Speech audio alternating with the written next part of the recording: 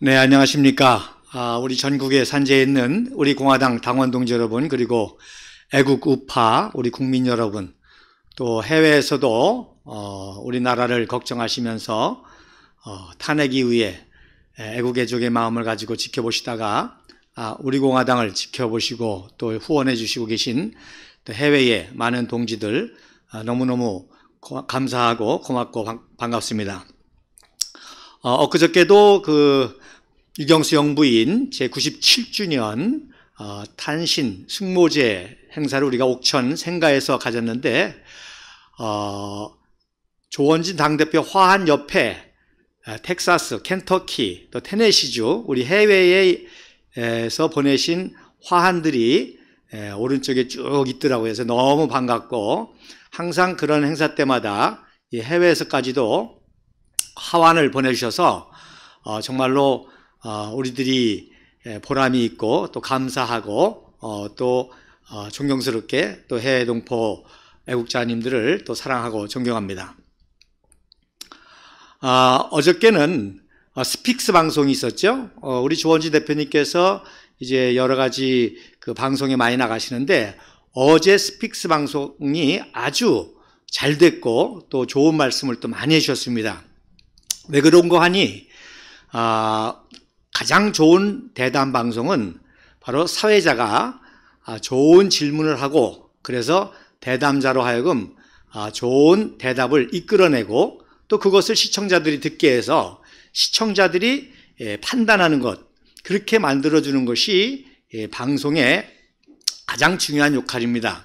근데 그동안에 이 방송을 보면 이 방송의 사회자들이라든지 또 패널들도 어떤 자기 성향을 가지고 자꾸 자기 성향을 얘기하려고 하다 보니까 중립적이지 못하고 그렇게 됩니다. 근데 어저께 박영식이라고 하는 젊은 청년이 처음으로 조원진 대표님하고 대담을 하면서 지금 돌아가는 전국 상황에 대해서 질문을 하고 그 질문에 대해서 우리 조원진 대표님께서 아주 명쾌하게 대답을 하니까 그 사회자 자체가 굉장히 감동을 받고 그래서 본인이 궁금해서 또 질문을 하니까 또 거기에 또 좋은 대답이 나오고 또 사회자가 궁금해하는 것 결국 우리 시청자들도 궁금해하는 거거든요. 그래서 한 시간이 아주 물 흐르듯이 하나의 맥힘도 없이 잘 됐던 방송이고 또 무엇보다도 지금 이 전국에 대해서 많은 분들이 걱정하고 계시잖아요. 특별히 이제 자유우파 국민들은 윤석열 정부를 우파 정권이라고 만들어 놓고 지금 메시아적으로 기대하고 있습니다. 당장 문재인이를 구속하고 박영수를 구속하고 이재명이를 구속하고 그래서 정치적인 보복이 아니라 분명한 5년 동안의 악정, 악행, 악법, 악습을 만들어내고 국가를 파괴할 정도의 또 여적죄의 그런 죄악을 저질렀기 때문에 이것을 빨리 처리해 주기를 원해서 많은 우파 국민들이 윤석열 정부가 그걸 좀 해줄 줄 알고 굉장히 메시아적으로 아직도 기다리고 있습니다. 또 일부 또 우리 공화당 당원 동지들과 같이 이 시대와 시국을 잘 아는 분들은 아무래도 윤석열 정부의 그 뿌리가 또 그쪽이지 않습니까? 그러다 보니까 이런 것을 제대로 처리 못하는 것에 대해서 굉장히 안타까워하고 있고 또 반대로 정권을 빼앗긴 종북 좌파 세력들은 이 윤석열 정부가 7개월밖에도 되지 않았는데 이렇게 어떤 그 경제적인 또 민생적인 이런 거에 대한 공적을 드러내지 못하고 허우적거리는 모습 또 계속 실수를 하지 않습니까?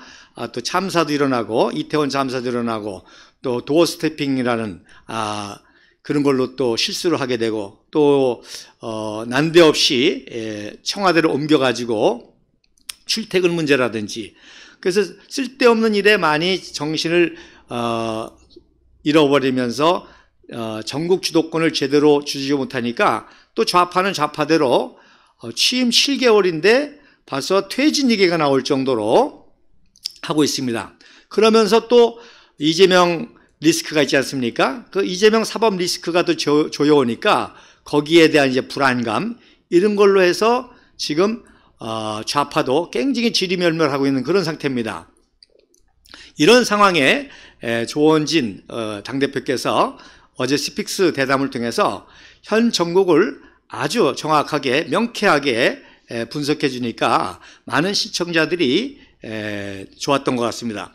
저 역시도 여러분 아시는 것처럼 저도 정치에는 전혀 무관하고 탄핵 정국에서 야 나라가 이렇게 돼서는 안 되겠다, 그리고 정치가 이렇게 돼서는 안 되겠다 해서 순수한 마음으로 태극기 들고 나왔다가 기존의 정치 세력들이 또 특히 보수파 세력이 배신을 해가지고 종북좌파와 야합을 말미암아 보수 정통 보수 세력이 무너졌다, 이런 위기의식 속에서 이제 대한애국당을 창당하고 우리공화당까지 오지 않았습니까? 그러다 보니까 저도 정치 초년생으로 지금 계속 정치를 배우는 입장에서 조원진 대표님의 이런 방송을 통해서 사실 저는 정치를 많이 배웁니다. 그래서 정치가 어떻게 해야 되는지, 또 어떤 정치를 해야 되는지, 또 그러려면 우리나라의 전국적인 상황이라든지 이런 것들을 많이 보고 듣고 배우게 되는데, 어제 방송이 그런 의미에서 상당히 유익했습니다. 무엇보다도 정치뿐만 아니라 모든 것이 중요한 것이 미래를 예측하고 미래를 대비하는 거 아닙니까?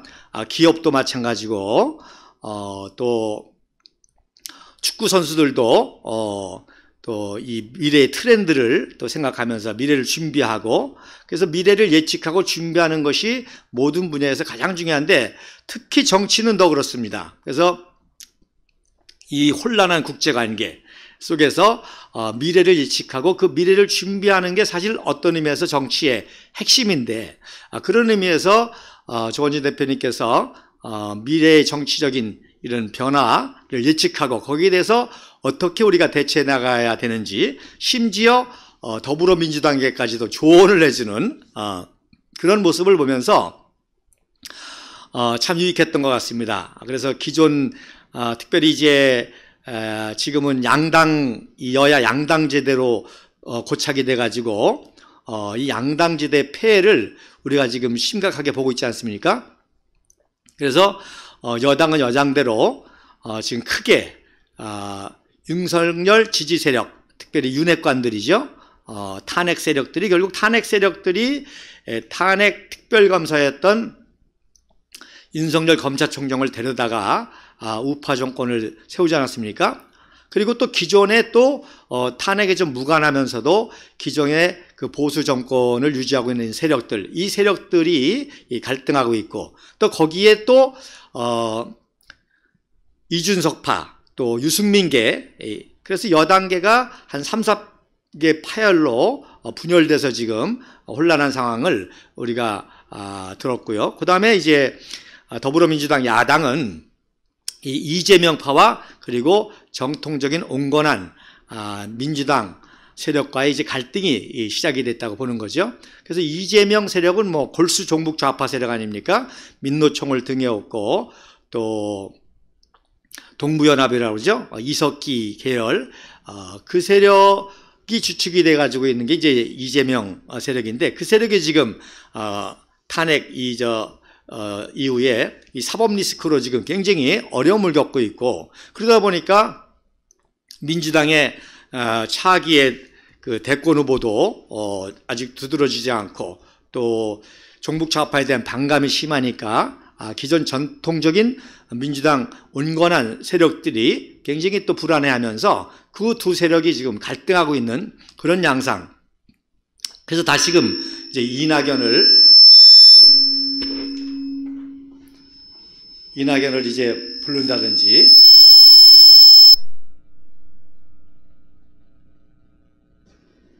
네, 잠깐 마이크가 좀 죄송합니다. 이낙연을 소환한다든지, 또 이제 김종인 영임 문제가 나오죠.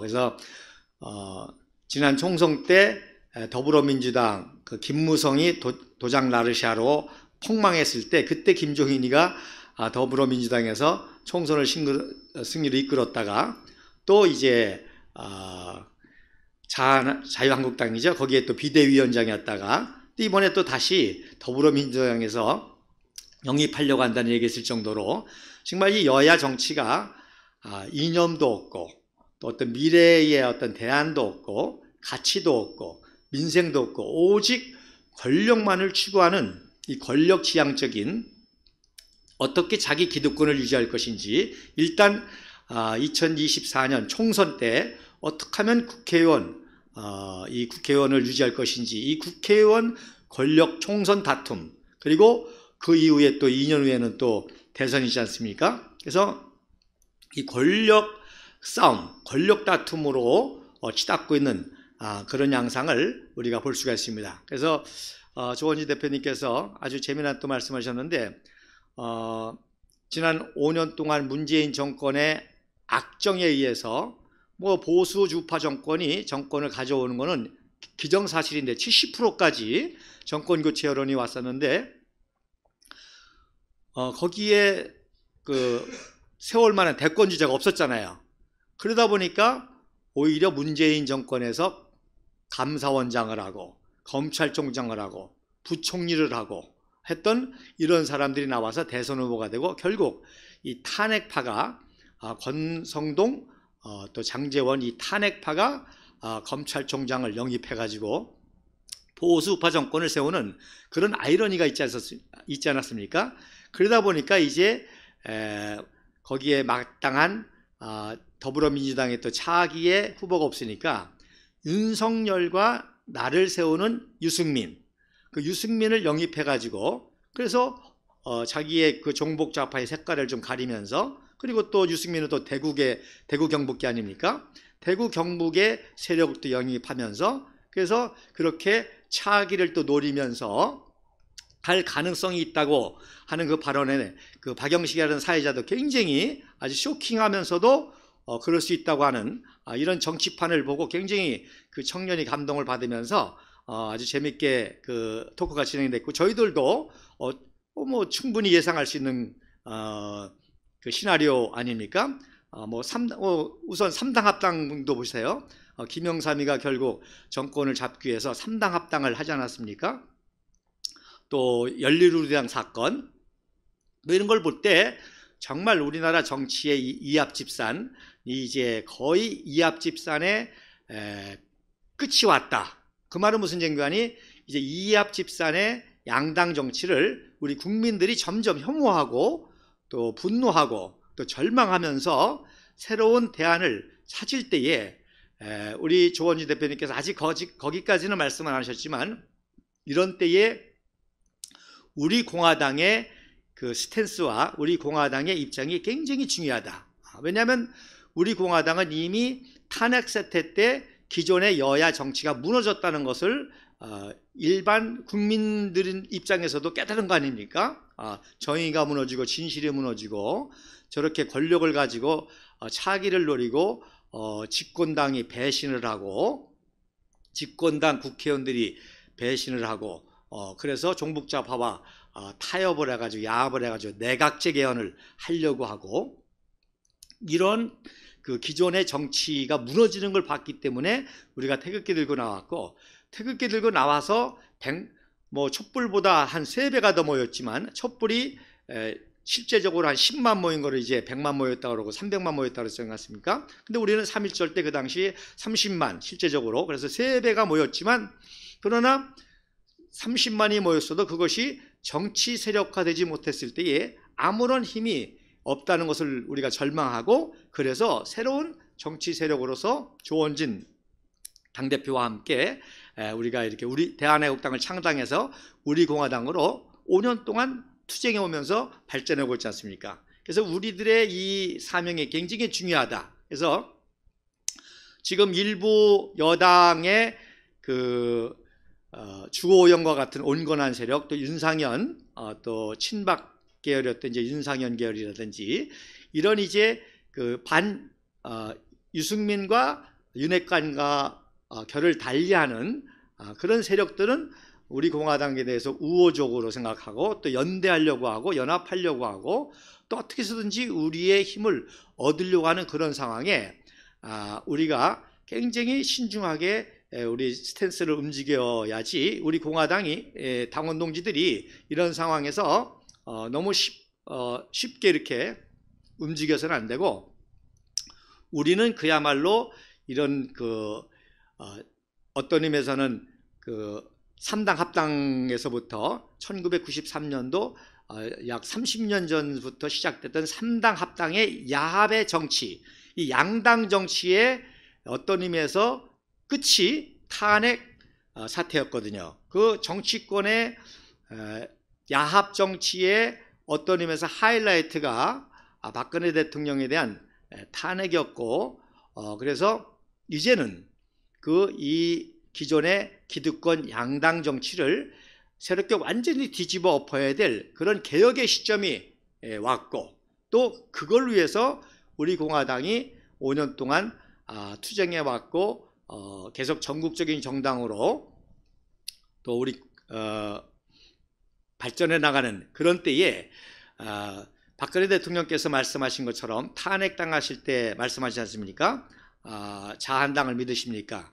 믿지 않습니다. 소망이 없습니다. 정당이라는 것은 이념 공동체, 가치 공동체, 비전 공동체가 되어야 되는데, 그래서 동지라는 말을 쓰는데 그것이 무너졌다. 즉 보수우파가 무너졌다는 거예요. 그래서 그런 의미에서 우리 공화당이 창당돼 왔기 때문에 우리 공화당은 그야말로 이번 기회에 이 국민들도 이제 점점 알아가고 있지 않습니까? 이 양당 정치의 폐해를, 기득권 정치의 폐해를, 그래서 우리 국민들에게 우리 공화당이 진짜 애국 애족의 세력으로서 민생 정치, 또 자유 통일을 추구하는, 또 한미 동맹을 강화하는, 그리고 한강 기적을 이제 더 발전시키는 그런 정통 건국 정신과 애국 정신과 부국 강명 정신을 가진 그런 새로운 근본 정치 개혁을 할 세력이라는 자부심을 가지고 우리 동지들이 더욱더 신중하면서도 또 우리 공화당의 이런 아주 아름다운 가치, 그래서 우리가 이번에도 국가 운영 비전에 대해서 문화일보에 광고되지 않았습니까? 지금 윤석열 정권의 문제가 뭐예요? 국가 운영에 대한 어떤 비전도 없고, 또 어떤 제시도 없고, 구체적인 어떤 플랜도 없고, 또 그것을 또 해나가는 어떤 컨트롤 타워 역할이 전혀 없지 않습니까? 그래서 보수파 국민들도 굉장히 불안해하는 것이고, 또 종북 좌파는 종북 좌파대로 계속 공격을 하는 그런 입장에 우리는 8가지 그 정책 과제까지도 제시하면서 이렇게 나가고 있는 그런 정당이라는 것을 우리 국민들에게 많이 알려줬으면 좋겠습니다. 그 다음에 오늘 이제 우리 조원지 대표님께서 또 재판을 받으셨어요. 여러분 아시는 대로 2018년도에 공수처법을 만들고 종북 좌파 정권이 자기의 그 정치 보복을 당하지 않으려고 공수처법을 만들고, 또 연동형 비례제를 또 여당 야합으로 하지 않았습니까? 그때 우리가 그 겨울에, 그 추운 겨울에 공수처법 반대, 연동형 비례대표 반대에 대한 정치 투쟁을 우리가 했습니다. 국회 앞에서. 그걸 가지고 이제 종북 좌파의 지령을 받았는지 경찰에서 이제 고소를 해가지고 재판을 받았습니다. 여러분, 우리 국민 여러분 아시지 않습니까? 공수처법 문제가 심각하다는 것을 이번에 깨닫지 않습니까? 그리고 연동형 비례대표 어떻게 됐습니까? 연동형 비례대표로 결국 비례정당을 만들어서 국회의원 싹쓸이하고, 그래서 정의당까지도 팽당하고, 결국 그 비례정당을 만들었다가 없어지지 않았습니까? 그러니까 우리가 결국 옳았다는 거예요.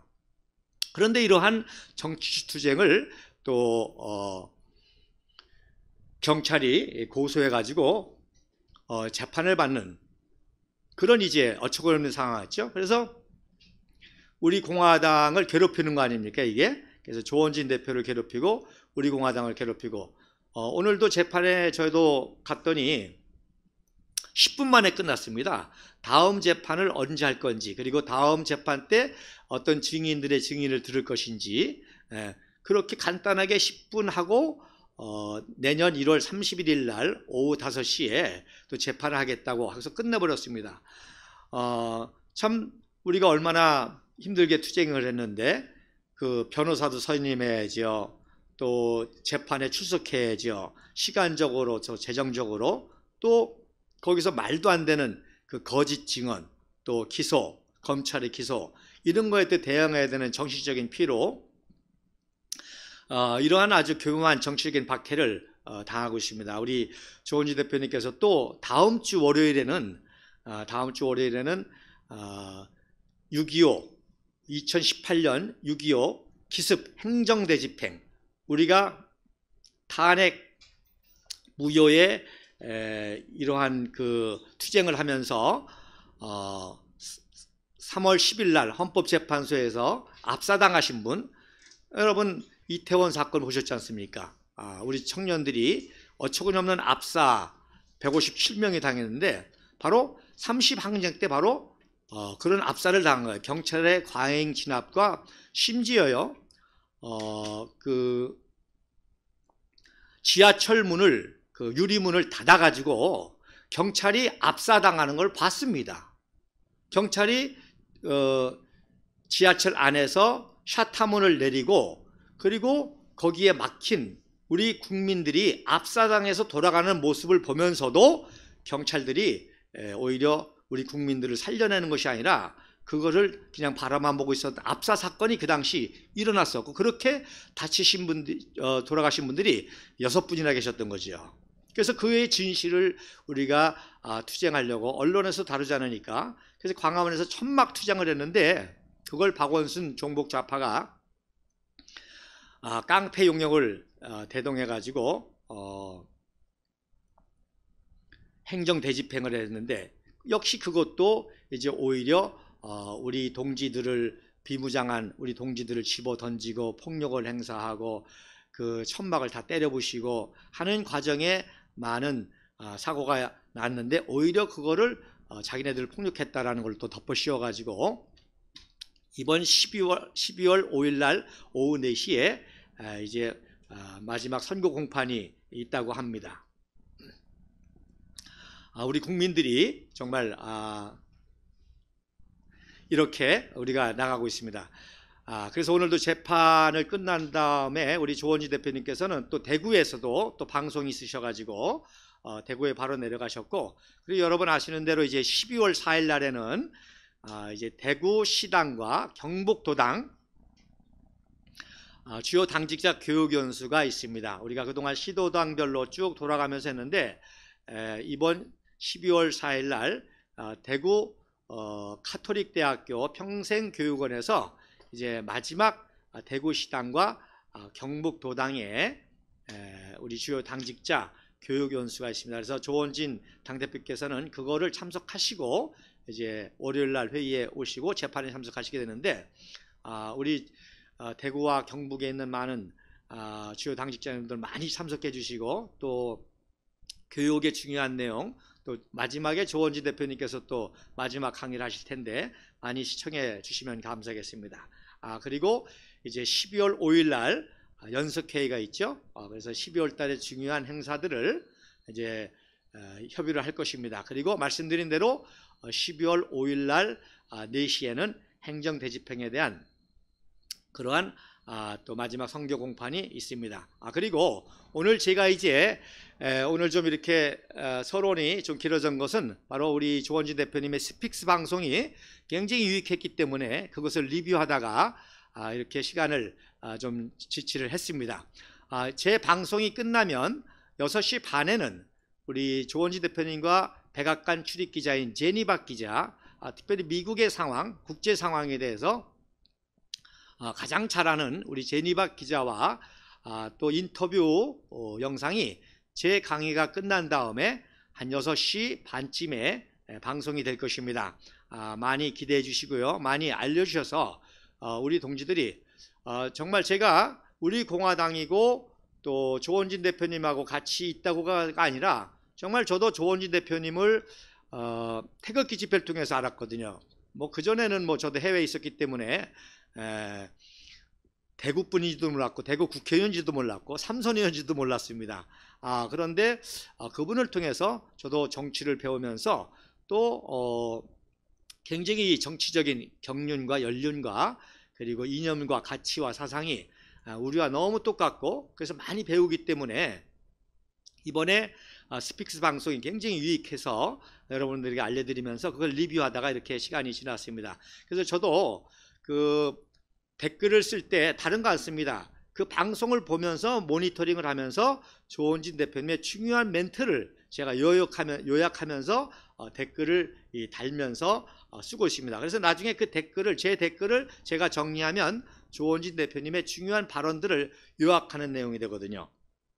그래서 그렇게 오늘 시간을 좀 지체했습니다. 자, 그러면 우리 지난 시간에 이어서 우리 박정희 대통령의 특강, 특별히 지난주 두 번째 시간은 청년 박정희, 특별히 만주 신경군관학교 수석 졸업의 의미와 또 일본 육사 포병 장교로서 또 우등 졸업한 것이 어떤 중요한 역사적인 의미가 있었는지를 이제 배웠고, 또 마지막에는 아주 놀라운 사실을 제가 말씀드렸죠. 관동군의 상황을 다 파악해 가지고 상해 임시정부와 또 미군에까지 정보를 제공했지만 미국이 결국 대처를 못해서 결국 소련이 아무런 제왕 없이 만주를 점령하고 하얼빈을 점령하고 북한을 점령하고 하는 이 38선 분단의 그 안타까운 역사가 일어났다는 것을 제가 배웠습니다. 자, 그리고 말씀드린 대로 이제 박정희 청년은 광복 이후에 이제 광복군으로 편입이 되죠. 말씀드린 대로 이제 김학규 3지대장의 2중대장으로 이제 활동을 하다가 1년 늦게 1946년 5월 달에 이제 부산을 통해서 들어옵니다. 그래서 이제 그 해방 전국의 좌우 대립이 심할 때 이제 고향에 데려와서 다시 교사를 할 것인가 무엇을 할 것인가 하다가 이제 신생 대한민국이 생기면서 제일 중요한 게 새롭게 국군이 창설이 되지 않습니까? 그래서 이제 군사영어학교가 배출이 돼서 그분들이 창군 요원이 되고 조선 경비사관학교가 생겨서 1기가 배출이 되고, 그리고 46년 9월 달에 이제 조선 경비사관학교 제2기생을 뽑게 됩니다. 그때 이제 주위의 많은 선후배들의 조언을 받고 이제 박정희 청년이 29살에 19살이나 20살이 이제 막 2기생으로 입교를 하는데 26년생 정도가